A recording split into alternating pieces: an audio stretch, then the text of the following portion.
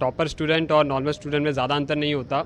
अंतर बस इतना रहता है कि जब पढ़ाई के टेबल पे स्टडी डेस्क पे बैठते हैं तो सिर्फ पढ़ाई करनी चाहिए और दिमाग में और कुछ नहीं चलना चाहिए। उसके अलावा जब आप खेलें या कुछ भी और काम करें तो उस टाइम पे उस पर फोकस रखो, लेकिन जब पढ़ाई करो तब सिर्फ पढ़ाई पे फोकस रखो। असफलता और सफलता के बीच बहुत छोटा सा मार्क है। मतलब असफलता मुझे लगता है कि जीवन में या तो आदमी सीखता है या जीतता है, हारने का कोई स्वभाव ही नहीं है अगर हम उसको एक सही वे। तो अपना जो अपेक्षाएं हैं ज़्यादा बच्चों पे ना ला दें, उनको फ्री माइंड जिस तरफ उसका झुकाव है उस तरफ जाने दें। आज का दिन बहुत खास है 12वीं के छात्रों के लिए। सीबीएसई इंटरमीडिएट का रिजल्ट आया है और हमीरपुर ज़िले से राठ के एक छात्र ने जिला टॉप कर अपने पिताजी का, अपनी कोचिंग का, अपने विद्यालय का, सबका नाम रोशन किया है। मेरा नाम है अवधेश पाल और मेरा साथ दे रहे हैं सीतू भैया। वो छात्र जो आज राठ से टॉप किए हैं उनसे हमारी बातचीत होगी। बहुत पहले तो आपको बधाई। Thank you. अपना नाम बता दीजिए। तो मैं अयान खान हूँ। अयान खान जी, किस विद्यालय से पढ़ते थे? मैं इंडस वैली पब्लिक स्कूल में पढ़ा हूँ। और कोचिंग किस विद्यालय से? कोचिंग क्वेस्ट फॉर एजुकेशन राठ से की है मैंने। राठ से की है। अयान, किस तरह की जो टॉपर स्टूडेंट रहते हैं वो किस तरह की पढ़ाई करते हैं? आपने कितने घंटे पढ़ाई की है? मतलब टॉपर स्टूडेंट और नॉर्मल स्टूडेंट में ज़्यादा अंतर नहीं होता। अंतर बस इतना रहता है कि जब पढ़ाई के टेबल पे स्टडी डेस्क पे बैठते हैं तो सिर्फ पढ़ाई करनी चाहिए और दिमाग में और कुछ नहीं चलना चाहिए। उसके अलावा जब आप खेलें या कुछ भी और काम करें तो उस टाइम पे उस पर फोकस रखो, लेकिन जब पढ़ाई करो तब सिर्फ पढ़ाई पे फोकस रखो। तो फिर आप चाहे जितने घंटे। असफलता और सफलता के बीच बहुत छोटा सा मार्क है। मतलब असफलता मुझे लगता है कि जीवन में या तो आदमी सीखता है या जीतता है, हारने का कोई स्वभाव ही नहीं है अगर हम उसको एक सही वे पढ़े। अगर आप सही से नहीं पढ़ रहे, दिमाग में कुछ और चल रहा है पढ़ते समय, तो कुछ मतलब नहीं है आप चाहे 10 घंटे पढ़ें या 12 घंटे पढ़ें। लेकिन अगर आप सही से फोकस करके आप 6 घंटे भी पढ़ रहे हैं कोचिंग और ये स्कूल को हटा के, तो वो भी इनफ है डेली। पिताजी क्या करते हैं आयन? पिताजी मेरे गवर्नमेंट टीचर हैं। अच्छा। आयन, शुरुआत से ही आपका क्या लक्ष्य रहा है और अब जबकि आपने टॉप किया है तो क्या बनना चाहते हैं? मतलब शुरुआत से ही मेरा लक्ष्य ये स्टडी और ये कह सकते हैं इंजीनियरिंग साइड काफ़ी ज़्यादा रहा है और अभी भी मैं वही करना चाहता हूँ। रिज़ल्ट के बाद मैं कुछ गवर्नमेंट कॉलेज में एंट्री लूँगा और फिर उसके द्वारा अपनी इंजीनियरिंग परसू करूँगा। किस तरह की इंजीनियर बनना चाहते हैं, बता दें थोड़ा सा। मतलब काफ़ी सारी चीज़ें हैं जो मैं सोच रहा हूँ। अभी दिमाग किसी एक चीज़ पे स्थित नहीं हुआ है, लेकिन जहाँ तक मैं कोशिश करूँगा कि इलेक्ट्रिकल या फिर हो सके तो कंप्यूटर साइंस में कुछ करना चाहता हूँ।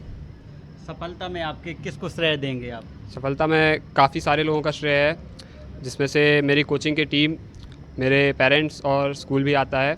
कोचिंग की टीम ने पूरे 1 साल मेरे ऊपर अपनी सपोर्ट बना के रखा। हर दिन डेली क्लासेस ली, उस पर डाउट सॉल्विंग का पूरा कहते अपना वो सपोर्ट दिया। और किसी भी टीचर ने जब भी मैंने टाइम मांगा, उन्होंने चाहे उन पे काम भी हो तब भी उन्होंने अपना कहते टाइम निकाल के मुझे दिया, जो कि बहुत अच्छा लगा मुझे। उसकी वजह दिनचर्या से कैसी रहती है आर्यन की और आयान की? दिनचर्या ज़्यादा कुछ नहीं। मैं सुबह उठता हूँ, फ्रेश वगैरह होता हूँ, उसके बाद कहते डायरेक्ट स्टडी करने बैठ जाता हूँ।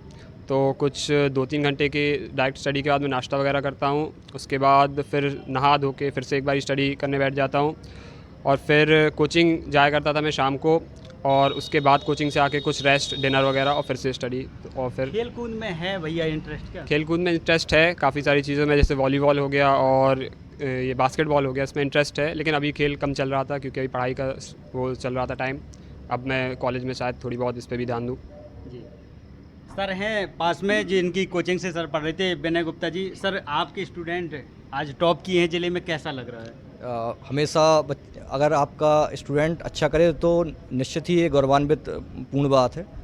और ये जो रिजल्ट आता है हमें दिखता एक दिन है, लेकिन हम इन बच्चों के साथ 1 साल 2 साल का समय व्यतीत करते हैं, तो ये सच बात है कि ये एक दिन का काम नहीं है। ये एक निरंतर लगातार जो परिश्रम बच्चा डेली 6 से 7 घंटे पढ़ाई करता है, उसके परिणाम के स्वरूप आज हमें इसको देखते हैं। तो ये पूरा बच्चे की मेहनत की वजह से है। सर, जो बच्चे असफल हो जाते हैं उनके लिए क्या कहना चाहते हैं? में लेंगे तो हम निरंतर आगे बढ़ेंगे और जितना मुझे लगता है कि जो बच्चे निरंतर परिश्रम करेंगे तो मुझे लगता है कि जीवन की कोई भी ऐसा ताकत नहीं है जो आपको रोक सके। हर संभव आप आगे बढ़ेंगे ही बढ़ेंगे।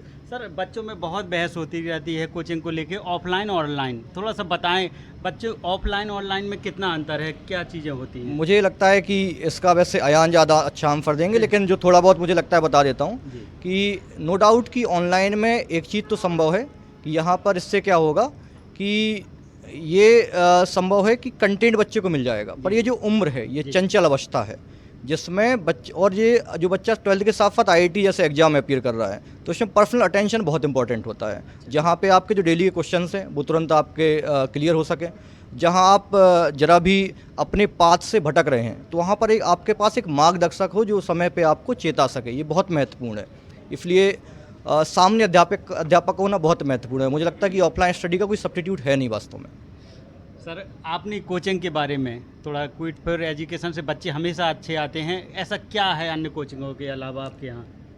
आज से 10 साल पहले इस कोचिंग को प्रारंभ किया और हम लोग इससे पहले लगभग नेशनल लेवल कोचिंग में सब टीचर्स यहाँ के पढ़ा रहे थे।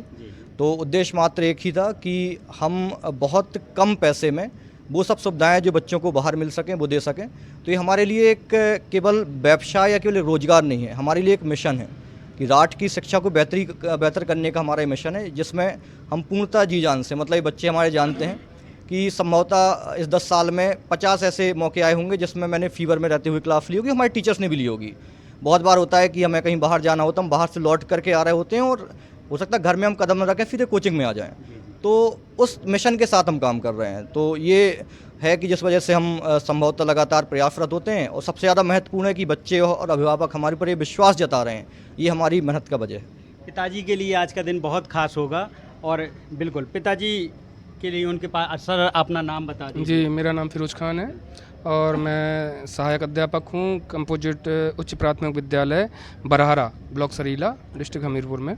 जी, आयन शुरुआत से कैसे थे पढ़ने में? देखिए शुरुआत से ही वो अच्छा रहा है, ब्रिलियंट रहा है। वो 8th तक भी उसने अपना कॉलेज टॉपर रहा है। इसके बाद हाई स्कूल में भी उसका 93.6 आया था और अभी जेईई मेंस का हुआ था, उसमें भी 98.99 स्कोर किया था। और अब ये आज रिजल्ट आया है सीबीएसई इंटर का, तो इसमें भी उसने 96.66 जो स्कोर किया है। बहुत अच्छी बात है, बहुत खुशी वाली बात है। अभिभावक अपने बच्चों को सर कैसे संभालें इस समय जब पेपर रहते हैं? कैसे आप अब देखते हैं पिता की तरह कि बच्चों को कितनी छूट दी जाए, उनको कितनी हिदायत दी जाए? देखिए, मेरा जहाँ तक अयान के लिए था, मैंने कभी इस पर प्रेशर नहीं डाला और शुरू से ही मतलब इसके जो फ्रेंड सर्किल थी उस पर थोड़ा सा ज़रूर नज़र रखी। तो कभी और बाकी पढ़ाई लिखाई में ये ठीक रहा है। वैसे कोई इसका मतलब कंपनी ऐसी नहीं थी और जो मोबाइल से भी ज़्यादातर दूर रहता था और कुछ मोबाइल में कंटेंट देखता भी है तो वो पढ़ाई से ही संबंधित देखता था। तो कुछ चीज़ें हैं जो हम लोग, एक तो अपना जो अपेक्षाएं हैं ज़्यादा बच्चों पे ना ला दें, उनको फ्री माइंड जिस तरफ उसका झुकाव है उस तरफ जाने दें। वैसे शुरुआत में मेरा इसको मेडिकल की तरफ झुकाव था कि मेडिकल में जाए, लेकिन उसका इंटरेस्ट मुझे दिखा कि जो नहीं, इसका इंजीनियरिंग की तरफ झुकाव है, तो मैंने भी उसको कोई प्रेशर नहीं दिया। मैंने जहाँ तुम्हें जाना हो जाओ। बाकी ये सर खड़े हुए हैं तो इन्होंने बहुत इसमें मेहनत की है, इनकी हम जो है बहुत बहुत इनका धन्यवाद कहते हैं।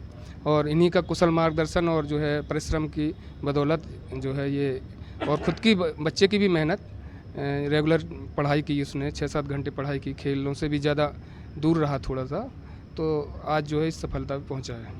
तो पढ़ते रहें, बढ़ते रहें, अपने पिताजी का, अपने गुरुजनों का, अपने देश का नाम रोशन करते रहें। धन्यवाद।